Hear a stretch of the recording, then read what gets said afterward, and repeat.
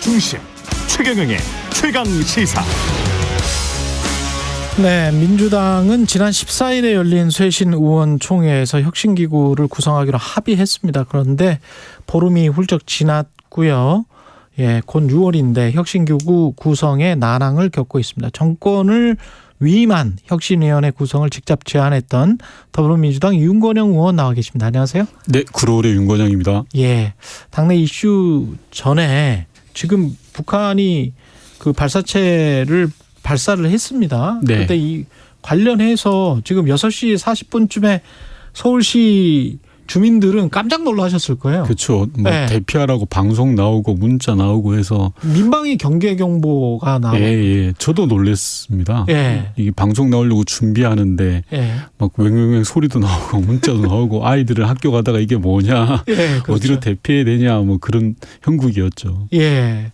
그래서 저도 옆에 저 청소하시는 아주머니들이 자꾸 물어보셔가지고 이미 떨어졌을 시간입니다. 걱정 마십시오. 뭐 이렇게 이야기를 했는데요. 네. 지금 그 다음에 또 행안부에서 오발령이라고 오발령이라고 나왔잖아요. 서울시의 발령이 오발령 잘못된 발령이다라고 했는데요. 이게 원래 체계가 어떻게 돼 있었던 겁니까? 우선 정부의 역할이라는 게 국민을 불안케 하지 않아야 되는 건데 그렇죠. 불안을 조장한 거죠. 어떻게 됐든 결과론적으로 보면. 그래서 저는 위기관리 대응 시스템 대응에 있어서 좀 문제가 있는 거 아닌가 싶습니다. 왜냐하면 북한의 정찰 위성 발사라는 건 며칠 전부터 예견돼 있던 거죠. 그러면 사전에 우리 위기관리 대응 매뉴얼에 따라 준비가 됐을 거란 말입니다. 예. 그런데 이런 실수를 저질렀다라는 건 도저히 이해가 되지 않고요. 예.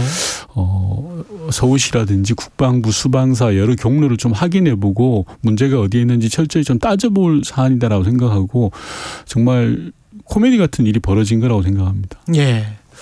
그리고 지금 바로 그 전에 이제 김정은 기시다가 조건 없이 만날 수 있다. 네. 이게 무슨 의미일까요? 우리 입장에서는 얄밉고 짜증나지만 기시다 총리가 외교를 잘하는 겁니다. 윤석열 대통령이 일본 너무 믿다가 뒤통수 제대로 한 방 맞은 거죠. 예. 일본에 대해서 모든 걸 양보했는데 기시다 총리가 대화 제의를 한 거 아닙니까? 예. 우선 사전에 우리 용산 대통령실에 통지했는지도 의문입니다. 기시다가. 예. 예. 아마 안 했을 걸로 보여지고요. 윤석열 대통령이 대북 강경 일변도의 정책을 펼치니까 그 틈을 기시다가 노리고 들어온 거죠. 기시다 이전에도 예. 아베 총리 등 일본은 북일 정상회담을 집요하게 추진해 왔습니다. 고이즈미 이전 이후에도요. 예. 계속. 이게 북한이 이뻐서라기보다는 동북아 지역의 주도권을 쥐기 위해서 일본이 나선 거거든요. 즉 주인공이 되고 싶은 거죠. 예. 근데 그동안 김대중 대통령이나 문재인 대통령 등에 막혀 있다가 윤석열 대통령 이후에 틈이 생기니까 그 틈을 비집고 들어오는 겁니다. 그럼 북한이 얻을 수 있는 건 뭡니까? 지금 북한은 겉으로는 정찰 위성을 쏘면서 도발을 하지만 속으로는 누군가 중재해주기 바라는 마음도 있거든요.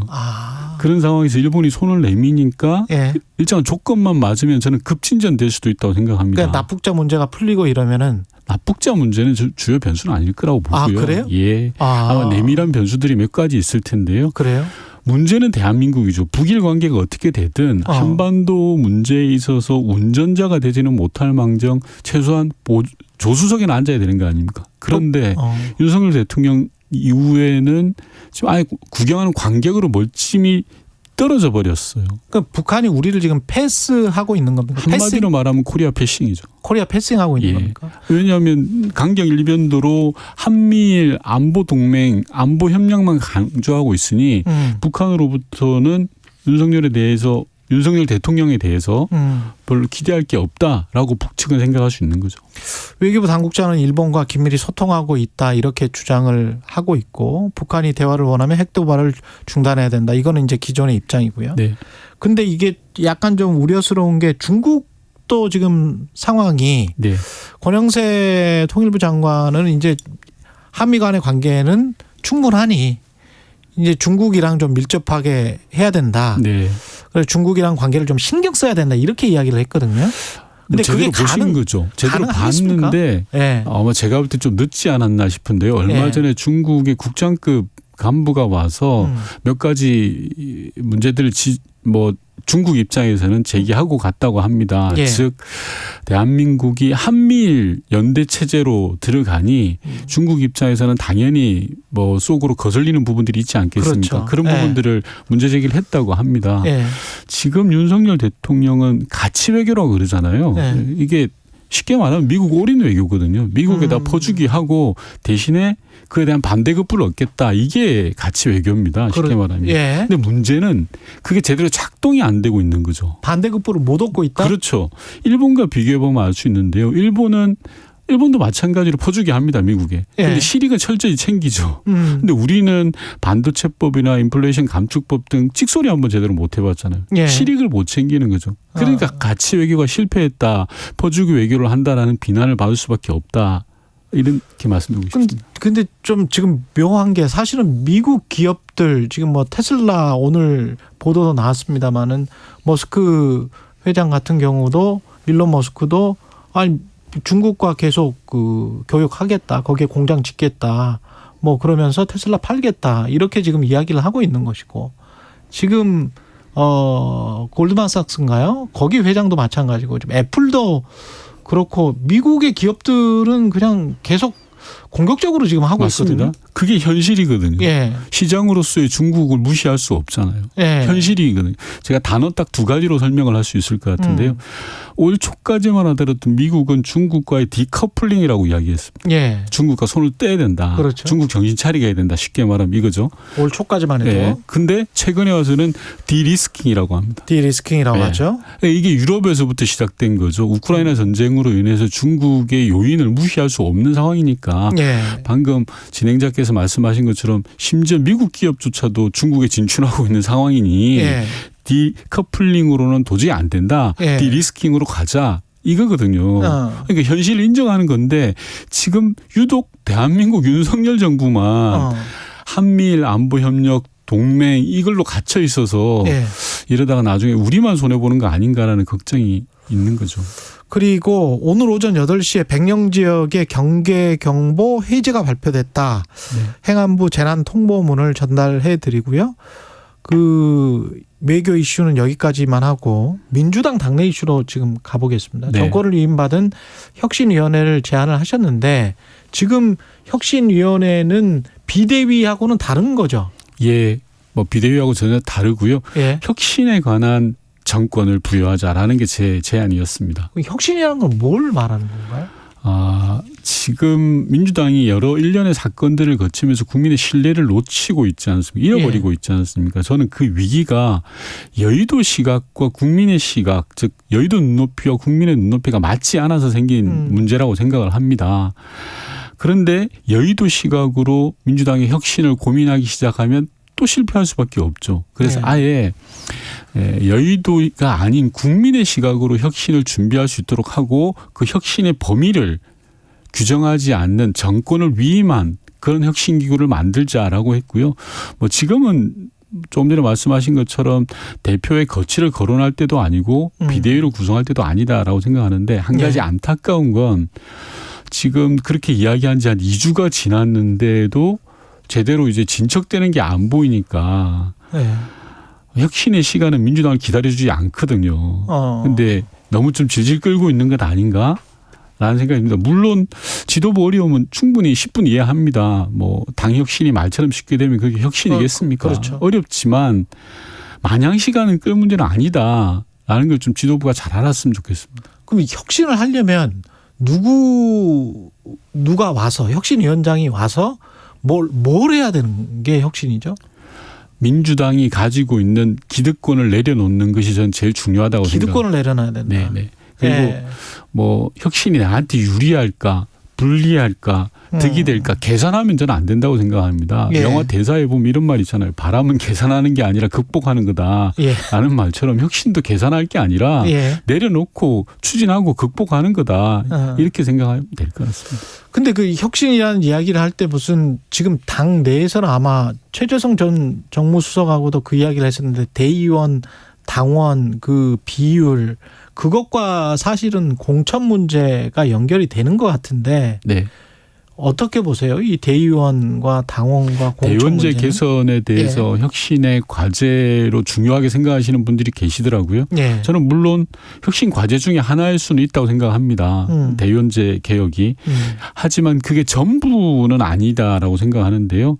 국민이 민주당 대의원제를 못 믿어서 불신하고 있는 건 아니잖아요. 예. 그리고 아울러 대의원제를 폐지한다고 해서 모든 문제가 일거에 해결되는 건 아니라고 봅니다. 아니고. 대의원제를 포함해서 민주당이 갖고 있는 모든 문제들을 새롭게 출발한다는 자세로 해야 된다고 생각을 하고 저는 투트랙으로 가야 된다고 생각하는데요. 예. 혁신과 관련돼서는 당 혁신위에 정권을 부여해서 맡기고요. 예. 즉 당 내부로는 혁신을 하고요.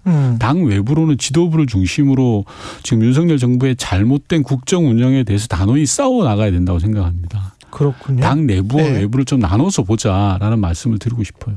그러면 아까 이재명 대표의 거취와 관계 없다. 네. 비대위와는 다르다. 네. 그렇게 이야기를 하셨는데 그러면 당 내부에서 혁신위가 기득권을 내려놓는 혁신은 구체적으로 어떤 게 있을까요?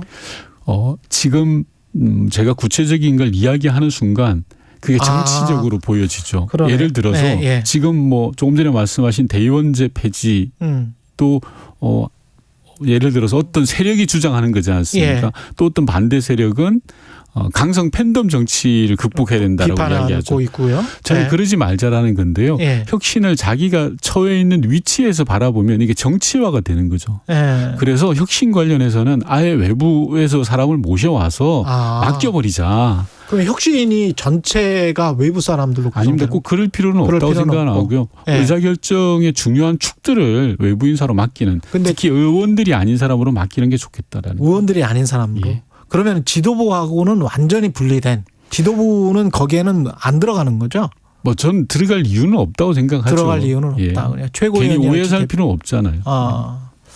알겠습니다. 그 혁신의 이미지와 관련해서 결국은 그 쭉 이재명 당대표의 뭐 사법 리스크 민주당은 그 검찰의 탄압이다. 정치 탄압이다. 이렇게 주장을 하고 있습니다만은 이재명 사법 리스크 그다음에 돈봉투 의혹 김남국 의원의 이 코인 문제 이런 것들이 이렇게 쭉 겹치면서 그게 뭐 어떤 환경적 요인에 의해서 그렇든 간에 네. 내부에서 상당히 뭔가를 정말 정비해야 될 필요성은 분명히 있는 거잖아요. 그러면 하나하나씩 이렇게 뭔가 정리되고 네. 해결돼야 되는데 그런 게 전혀 안 되는 거 아닙니까 지금? 그렇게 전혀 안 돼서 제가 혁신기구를 만들자고 제안을 그러면 그 했고. 혁신기구가 이런 세 가지 문제 제가 구체적으로 말씀드린 세 가지 문제에 관한 답을 내놓을 수 있습니까?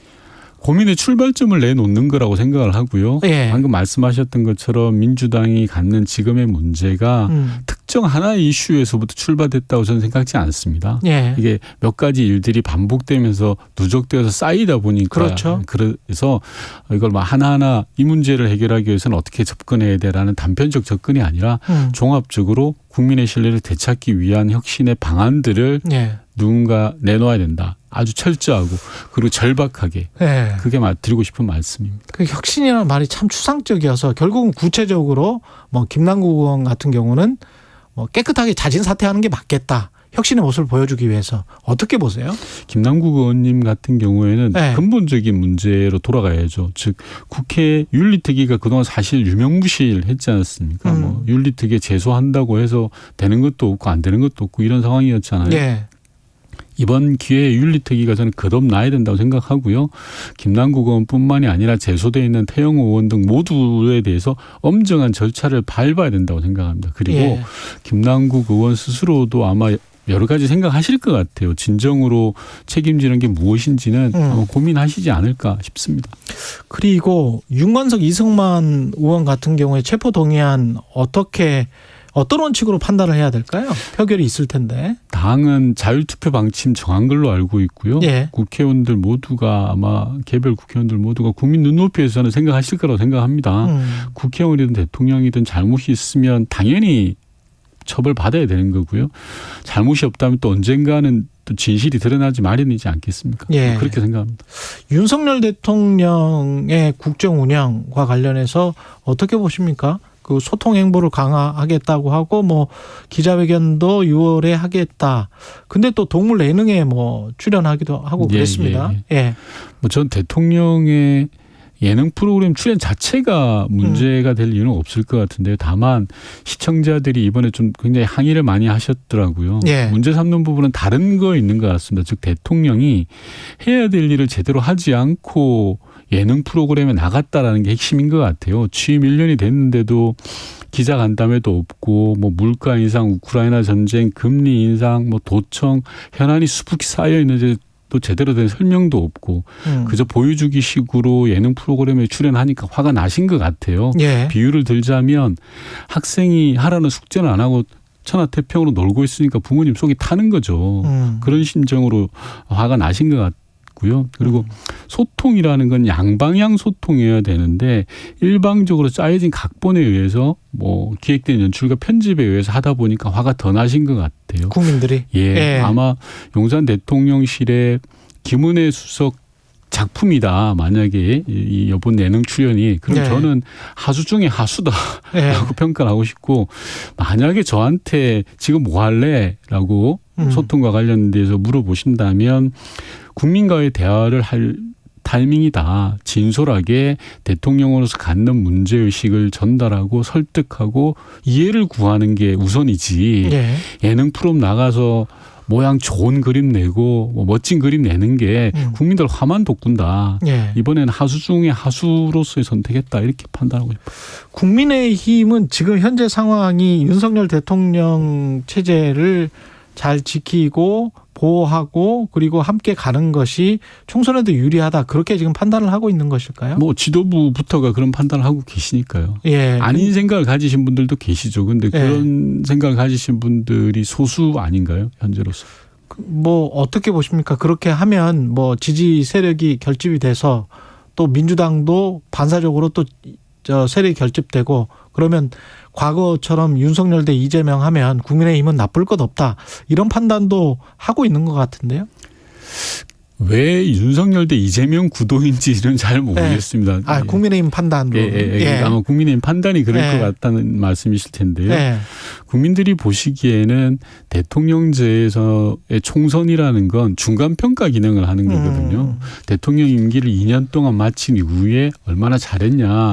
집권 세력의 성적표에 대한 판단이라고 생각을 합니다. 그걸 윤석열 대 이재명 구도로 만들고 싶겠죠. 근데 평가는 정부 여당이 받아야죠. 야당을 평가할 일은 아니죠. 반대 급부에 대한 평가는 있을 수 있겠지만요. 그리고 윤석열 대통령이 참 국정 운영 편하게 하는 것 같아요. 저는. 잘하는 건 뭐 자기가 잘해서 잘했다. 그리고 못하는 뭐 문제 있는 건 전부 남 탓, 문재인 정부 탓하잖아요. 그렇게 편하게 하는 국정 운영이 어디 있습니까? 참 편하게 생각하신다 싶습니다. 그럼 마지막으로 지금 한상혁 방송통신위원장 면직 처리했고요. 대통령이. 그리고 어제 또 경찰이 MBC 압수수색 시도를 했고 기자 뭐 핸드폰 가져갔고요. 어떻게 보십니까? 과도하죠. 한상혁 방통위원장은 임기가 2달 남았잖아요. 절차도 무시한 거죠. 그리고 대통령실에서 사실상 찍어내기를 한 것이나 다름없다고 생각하고요. 어제 대통령실의 브리핑 내용, 한상혁 위원장을 이제 면직 처리한다라는 브리핑 내용을 보면 저는 검찰 공소장 읽는 줄 알았어요.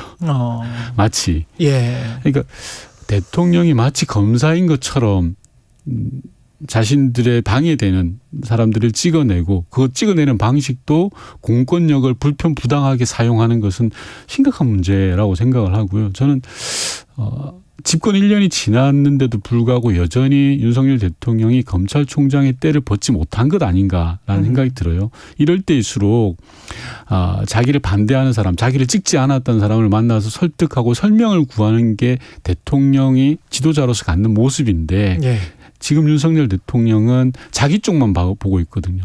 의도가 방송장에 의도가 있는 겁니까? 당연하죠. 그건 앞으로 있을 총선이라든지 4년 남은 국정 운영을 정말 손쉽게 하겠다라는 건데 결국 손쉬운 일이 아니에요. 그게 자기 발등 찍는 일이라고 저는 생각합니다.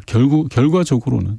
선관위 사무처 직원들의 부정 채용을 그것도 이용하는 겁니까? 그 노태학 선관위원장 사퇴하라고 하는 것도. 선관위의 소위 말하는 아빠 찬스 예. 문제는 철저하게 가려야 됩니다. 아주 구시대적인 일들이 벌어졌던 거죠. 선관위라는 그런 특수한 조직에서 일어난 거라 철저히 가려야 됩니다만 그런 것들을 통해서 선관위를 정권의 하수인으로 만들려고 하는 그런 움직임에 대해서는 단호히 저는 경계해야 된다고 생각합니다. 그런 시각, 민주당 시각을 말씀하셨습니다. 민주당 윤건영 의원이었습니다. 고맙습니다. 네.